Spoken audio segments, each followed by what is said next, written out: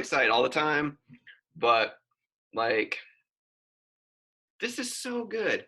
This is so good to me. So we're in Mark chapter 4, verses 17 through 19. I'm going to read it like I normally do, but I'm going to repeat 19 again from a different translation because I feel like the translation of 19 that I'm about to drop, it's so relevant. But I'm going to read 4:17 to 19 first because I want to have context. So we're going into Mark chapter 4, verses 17 through 19. So here we go. But since they have no root, they last only a short time. When trouble or persecution comes because of the world, they quickly fall away. Still, others, like seed sown among the thorns, hear the word, but the worries of this life, the deceitfulness of wealth, and the desires of other things come in, and they choke the word, making it unfruitful. The translation of 4:19 that I read that really just was like, was this. But all too quickly, the message is crowded out by the worries of this life, the lure of wealth, and the desire for other things, so that no fruit is produced.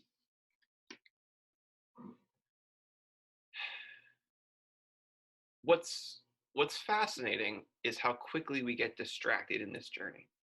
And I love the concept of this, and I'm going to do my best to not make a joke about Francis Chan. So if I make a joke about Francis Chan, I'm sorry.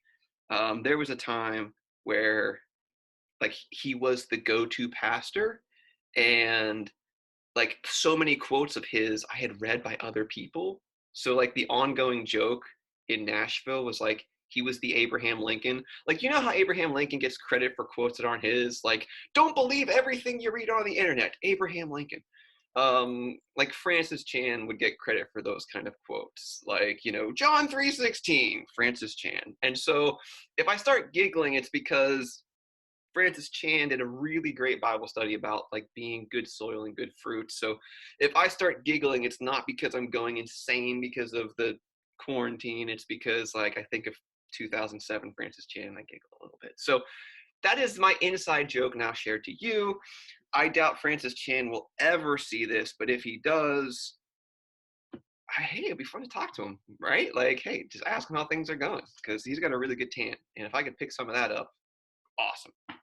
So the whole concept of being distracted can really be boiled down to one question.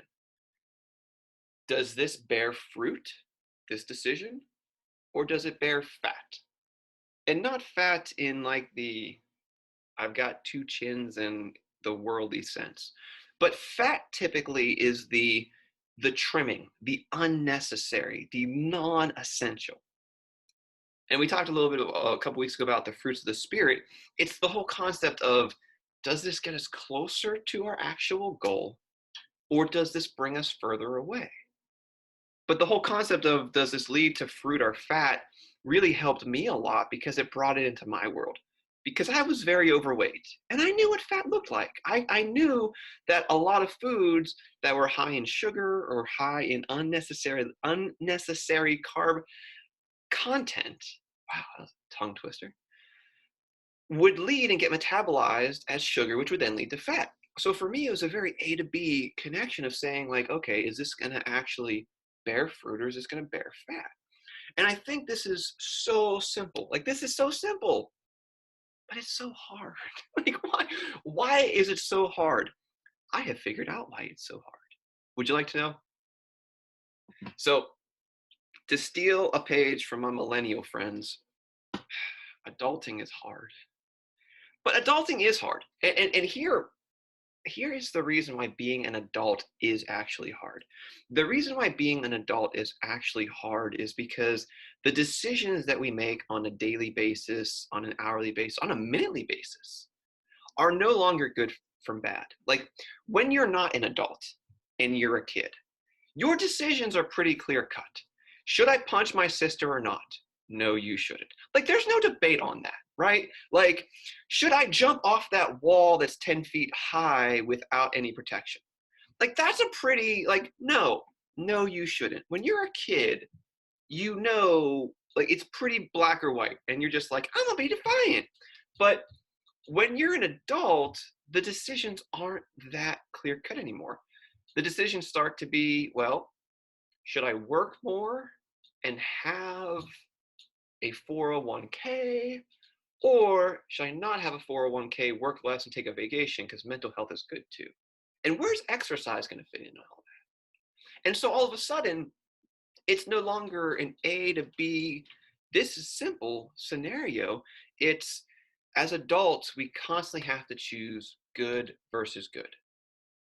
And that's very hard. And like, let's just put that on the table. Being an adult is hard. But the gift of adulthood, hopefully, supposedly, is that you've gained wisdom and you've gained the ability to do hard things. More importantly, the hope would be that you've done hard things and you understand that quite typically, the harder the thing is to do, the greater the benefit. And it could be as something as simple as sending an email that you're afraid to send, or actually having a conversation with your boss. I get lift sometimes because I don't have enough coffee. Sending an email to your boss so you can actually have the schedule that you deserve. Like, the harder the task, quite typically, the greater the result. But I feel like that's where a lot of us get distracted. And we can cast blame all we want. I will be honest with you when I say I genuinely believe what makes this decision-making process so difficult is how much money is thrown into marketing to convince us that everything is simple and everything is easy. But the reality is, if weight loss was easy, then everyone would have done it already. Like, let's just be honest. And the reality is weight loss is, to some degree, so difficult that there's not even real statistics on how many people have lost and sustained it because so many people gain it back. But here's the thing. We've got a secret that very few people have. And this is going to sound hokey, but I'm going to ask you to consider it. Like, we've got Jesus. Now, I will ask you this question. You don't need to make a face. This is not me calling anyone out. This is me looking at me in the camera saying, all right, Jeremy, I'm talking to you. The times it's been the most difficult, how present was Jesus and your walk with God in those moments? And so we have, to some degree, what we're all looking for, which is this magic pill to weight loss. And to some degree, we have it. Because I would wager, and I think most of you would agree, it's not the physical side of things that's the hardest. It's the mental and psychological to actually execute what we know we should be doing. I've spoken to just about every single one of you. And when it comes to exercise, when you guys do it, your response is, this is amazing. I should do this more often. So we know that physically, exercise isn't the problem. Likewise with nutrition. When I speak with you guys, quite often it's, yeah, at the time that food sounded good, but 8 hours later, bloated, like my eyes are squinty, I haven't been able to sleep right. Let's not even talk about bowels. So the executable about food is like, that's easy. But it's that chasm between what we want and what we really want, where we tend to leave God out of. And so if we know that the biggest distractor is our own mental health in all this, and our own psychology, and the one real cure and fix of that is bringing the mentality of Christ into the decision-making process, why wouldn't we? And again, hard versus hard, because they're all good decisions that we could be making. But I'm going to put this upon you as an ask. If you want to make your life easier and be less distracted, then everything you're thinking about doing, you just have to run it through one question. Will this bear fruit, or will this bear fat? And if you have second guesses about it, bring in a trusted advisor. Bring in 3 trusted advisors: Father, Son, Holy Spirit. Dad joke for days. And I guarantee you, if you have that 2 to 4 prong approach, all of a sudden it's a lot easier, because it's no longer good versus bad or good versus good. It's, what do I need to do right now for what I've been called to do? And it takes something that seemingly should be difficult and makes it easy.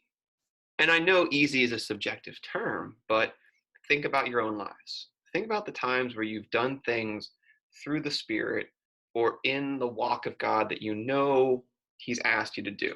How have you felt? You've probably felt amazing.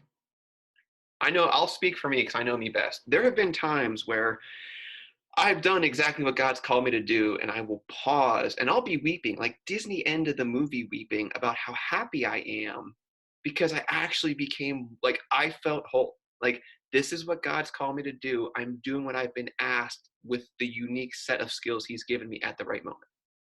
And it's those moments where I just pause and I go, if I could just bottle this and give it to non-believers, they finally understand why this is awesome. And so if we know that and we have that, why would we ever neglect that or negate that from our experience? So if you want to avoid distractions, it all comes down to, does this bear fruit or does this bear fat? And if we want to take it from less ethereal and more realistic, I'm just going to unpack some of the distractions that we go through, and we'll see how this applies. And hopefully, and I'm sorry, I'm going to teach you something that you can't unlearn. Because I feel like once you know something and you can't get it out of your mind, like you can't flush the hard drive and clean the RAM, like it's there forever, it's going to help you moving forward. And so for me, these were the 3 biggest things that came up that were aha moments that we quite often use to self-sabotage. So let's say that binge eating or the desire to eat to overcome a feeling is your biggest struggle. When we do that, what ends up happening? Typically, a few hours later, maybe even a few minutes later, we feel terrible. We physically feel terrible. We emotionally feel terrible. We spiritually feel terrible. But let's break that down. If the whole goal of overeating in that moment is to not feel, but it still causes us to feel, then we have to say that option doesn't work anymore. Because if the one point of it is to not feel and we feel anyways, but it's even worse, then we've got to take that off the table. Because what's the appeal? We know it's not going to work. It's like, sorry, I won't name names, but I have someone very dear to me who's not good with money. And they'll go on eBay and they'll buy copper pennies for 2 cents. I'm going to say that again. They brag about buying copper pennies on eBay for 2 cents because at some point, copper is going to be a precious metal. I mean, right? Like that, you're like, like I'm not even good at math, but I know that paying 2 cents for something that cost me a cent ain't good math. And quite often, it's the same way here. If we're eating to not feel, and that causes us to feel, then we gotta start taking that off the table because we know it's not going to accomplish the goal. But it's not just eating. If we quite often and so we'll put eating over there and we'll talk about the avoidance of conflict. A lot of people don't want to have conflict in their life. And so they either won't change their meals based on their family, or they won't speak to the people that they live with about how they want to do something different, but it's not going to exclude them. They can include them if they want, but they're just going to run their own race. And all the other potential things that could cause conflict. Quite often, one of the challenges that I walk people with through is I don't want to create conflict in my life, but I don't know when to exercise. I don't have the time. But what ends up happening is they avoid one conflict, but they end up having conflict later because they take it out typically on the people they love. So they won't have the perceived conflict conversation at work, but they'll bring that conflict to the home and they'll take it out on their spouse or their kids or their loved ones. So their goal to avoid conflict still leads to conflict. And very similar with stress. Like, so many of us will eat to reduce stress, or we'll say, like, I just need to have this food to calm stress. But then when we look at the scale 4 days later and we're like, ah, words that aren't godly, or whatever you do when you look at the scale, isn't that more stressful than what you're coping with? Like, I mean, and it's not even the scale. You know, how many times have you just coped for a stressful period of time and then all of a sudden you go to put your pants on and you're like, oh no. Like, I'm not the most fashionable kind of guy. And so I've got one suit that comes out for monumental occasions, either a passing, so a funeral, or a wedding. I've got one suit. It's typically for a large group of people. I've been able to wear that same suit for the past 15 years. Like, that is amazing. This isn't a let's brag on Jeremy. This is me saying that the stress of not having to buy another suit or to wonder, is this belt going to fit or are these pants going to fit? To not have that stress is amazing. But that stress isn't there because of how I've learned and how I've chosen to cope with other stresses. So when it comes to the concept of using food as a coping mechanism for stress, how does it make sense? Because the ramifications of that leads to greater stresses. So when you find yourselves in these situations and you're getting distracted, as simple as it sounds, does this decision bear fruit or does this decision bear fat? And if you're confused at all, that's the perfect time to bring God into the conversation. Because I am 99.9 like Lysol percent clean convinced that the biggest problem we all face when we struggle is the absence of God. I'm not perfect, so I've got to have that nth degree because I could be wrong. But more often than not, better put, I've never experienced a situation where bringing God in didn't make it better. So if that's the case, and you start getting distracted, and you start getting frustrated, and it's like that first domino, just pull out that fourth domino, insert God, and see how quickly everything doesn't fall apart. So if you don't want to be distracted, it's the old youth group answer. Jesus. Jesus. So let's pray.